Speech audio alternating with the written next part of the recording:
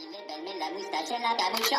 Siento patanilo, mira tacatiki puletica. Siento patanilo, mira tacatiki puletica. Siento patanilo, mira tacatiki puletica. Siento patanilo, mira tacatiki tacatiki. Siento patanilo, mira tacatiki puletica. Siento patanilo, mira tacatiki puletica. Siento patanilo, mira tacatiki puletica. Sani levarme la moustache en la capucha. What's going on? This is your man John Fortune, your host of the Frustrated Fan Sports Show, and today I'm wearing the red hat. That means red alert. This is a game that Washington can actually win if they play the game correctly. Again, this is also, I guess this is me being a glutton for punishment. With the way Washington has been playing, they haven't really been playing well. But at the same time, guess what? You're now facing the 32nd ranked defense, the worst defense in the league, and you have to come out doing something so you don't look like you're just terrible no matter what goes on, even when you're facing the worst defense in the league. So with that being said, here are my 8 keys to a win for Washington to get a win against the Kansas City Chiefs this Sunday at 1 o'clock at Fedexj Field. Key number 1, utilize Ricky Seals-Jones and the quick passing game. The Kansas City Chiefs defense has been struggling this year, even though they have one of the best safeties in the league, one of the best safeties in the league. They have been struggling with tight ends and the quick passing game. And a lot of that has to do with, their secondary just isn't that sharp. They have one guy in the secondary that's doing well, and they traded for Hughes. But other than that, they haven't really been playing well. And because of that, teams have been finding ways to get the quick passing game, to get their tight ends involved in the game. And because of that, they have been brutalized in the middle of the field and on the corners of the field. So with that being said, we have to utilize Ricky Seals-Jones and the quick passing game to actually take advantage of this Kansas City Chief passing defense. Key number 2, run the ball often. Now, I didn't just say run the ball. I said run it often. We have to keep the Kansas City Chiefs offense off the field. If you don't keep this Kansas City Chiefs offense off the field, then you run into a greater problem. Because again, this is an offense that can score quickly. We can end up 14 points down if we have the ball at the beginning of the game and then we go 3 and out and then they get the ball again. It can be one of those type of games. So we don't want to go 14 points down, especially to the Kansas City Chiefs, because all they do is after they score, they just keep racking up the points. So with that, we have to run the ball often just so we can keep that offense off the field. Let's try our best to keep the defense on the field, wear them down as much as you can, convert third downs, all that type of stuff. That's the only way you're going to find a way to basically keep this Kansas City Chiefs offense off the field. Run the ball often. Number 3, take advantage of Daniel Sorensen. If you run the ball often, to take advantage of Daniel Sorensen, you can do it with play action. Daniel Sorensen is just as bad in pass coverage as Landon Collins has been. He's been beat deep often. And not only that, he's been beat deep often by star receivers.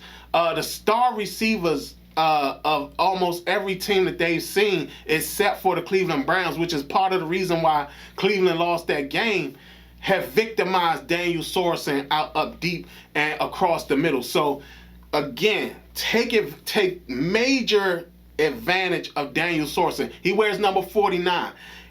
Like I said, he gets beat often and he gets beat a whole lot. He's a guy that he'll come down in the box and he'll play the run game very well, but in pass coverage, he's terrible. So you can definitely take advantage of him with the play action pass.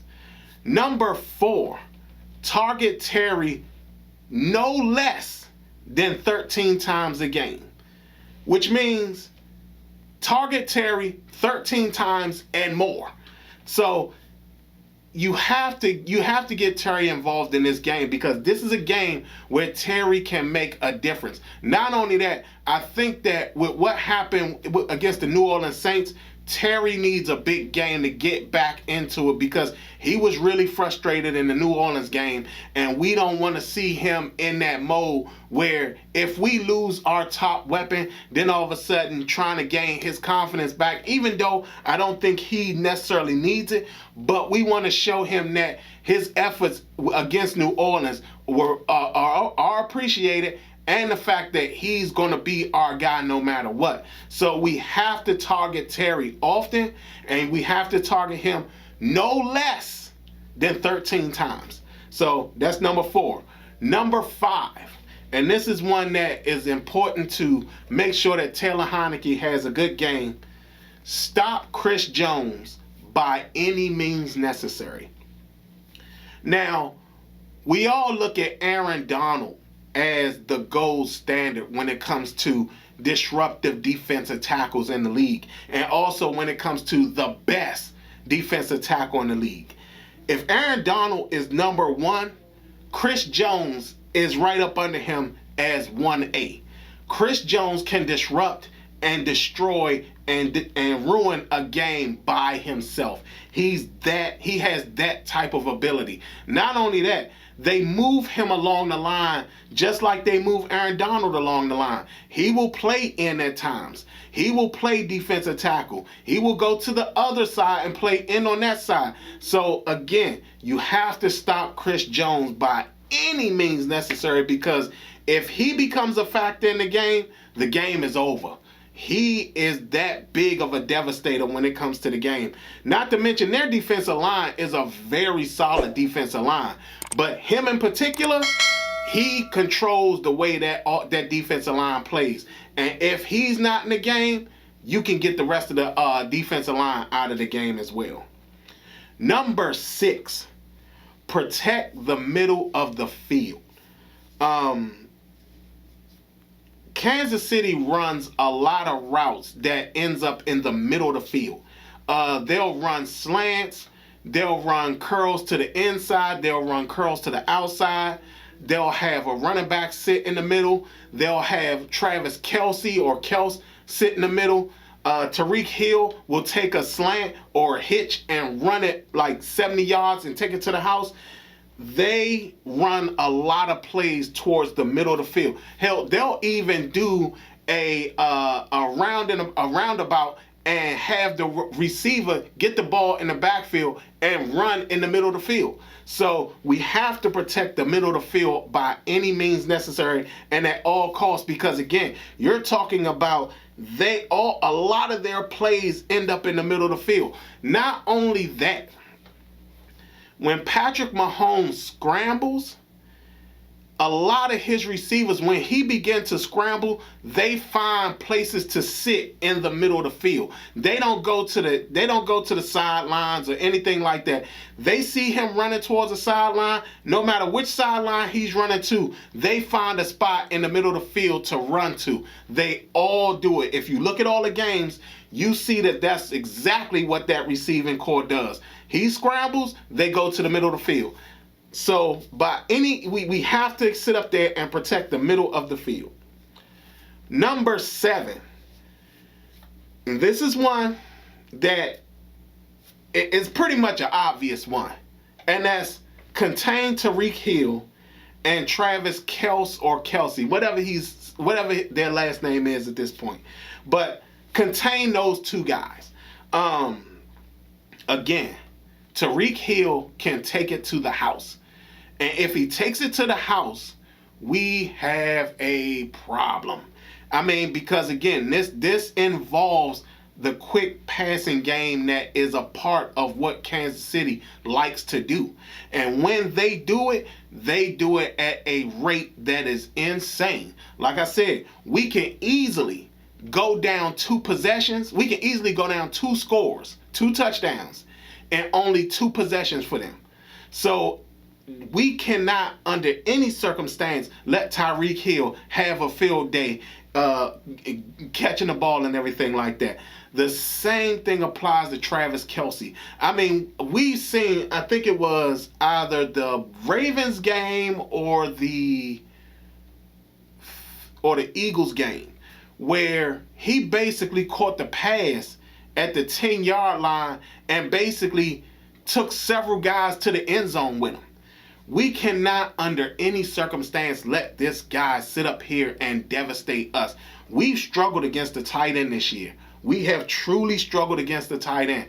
And we're seeing a Pro Bowl superstar tight end at this current time. Travis Kelce is a mean player. And we cannot, for any circumstance, let him get free to cause all types of havoc for our defense. Last but not least, and the key that I feel is a key that's most important due to the fact that they found ways to beat teams because of this, and that's key number 8. Focus on the passing, but don't forget the run game. The Philadelphia Eagles got so sucked in to the passing game by the Kansas City Chiefs that Kansas City basically had a field day running the ball. And if you don't pay attention to the fact that they're running the ball, or you're so zoned in to making sure that they don't beat you deep and they don't beat you across the middle and things like that, and forget about the run game, they will eat you up. They will eat you alive in the run game. Again, another element to the run game, and another reason why you need to focus on the passing game, but don't forget the run game, is because 9 times out of 10, everybody forgets that Patrick Mahomes is also a scrambler. And he's a guy that he actually will scramble for the first down. He will not sit up there and he's not one of those guys that'll run to the sideline for the sake of running to the sideline. No, if he sees that there's a chance that he can get the first down, he will make it a point of running to the first down and make sure that he's able to keep the ball in his hands. So even though the passing game for them is so vital, if you mess around and make the mistake of not paying attention to the run game, this can be a very bad game. This is actually a key that the entire defense needs to focus in on, because again, it's going to start with that defensive line. If the defensive line does not find a way to control that run game, the linebackers are going to have a hell of a day. And we know that our linebackers are not the best. So those are my 8 keys to the game. Sidebar thing. I want everybody to look at this linebacker for the Kansas City Chiefs.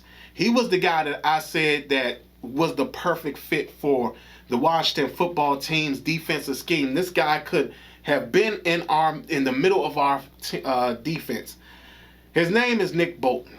Now, I know a lot of y'all have heard, who watch my show have heard how I've praised Nick Bolton and how much I like him. Kansas City uses him at all 3 linebacker positions. There'll be times where you'll see him on the field and he's playing middle linebacker. Then all of a sudden he'll be at the end, he'll be on the weak side.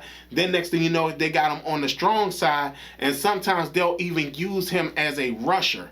So I want you guys to look at this guy, and I want y'all to tell me what you guys think after the game, because this was the linebacker that I wanted Washington to draft, because I felt that he best fit our scheme.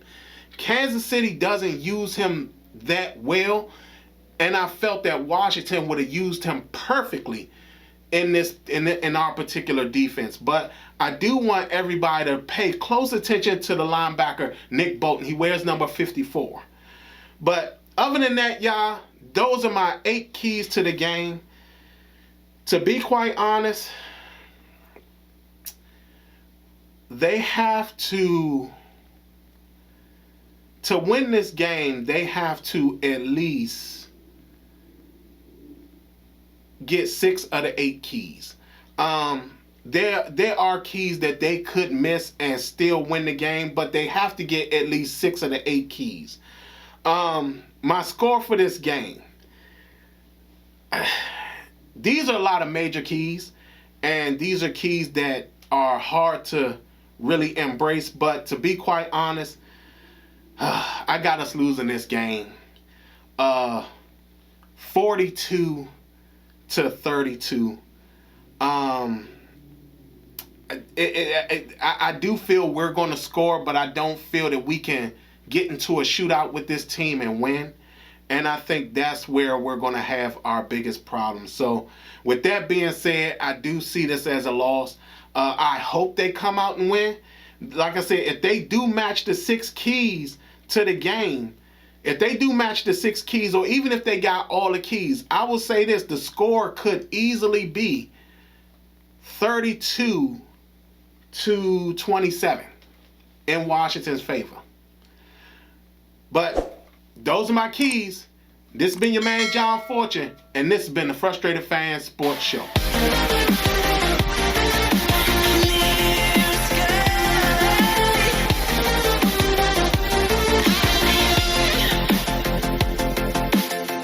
Let's go.